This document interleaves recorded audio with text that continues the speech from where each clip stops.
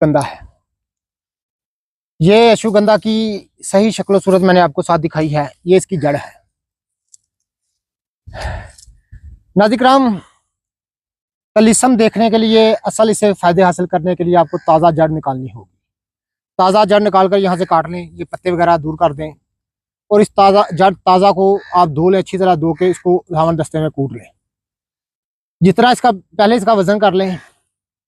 अगर इसका वजन 100 ग्राम है तो 2 तोले आपने अफीम डाल लेनी है। 2 तोले अफीम डालकर इसको अच्छी तरह इतनी कटाई करें कि लई सी तैयार हो जाए। उसके बाद चने के बराबर गोली तैयार कर लें।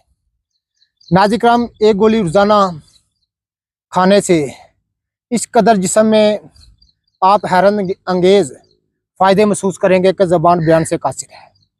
और साग के लिए सुरते नज़ाल को दूर करने के लिए वक्त खास से पहले गोली इस्तेमाल कर लें। नाज़िराम, कभी आप याद करेंगे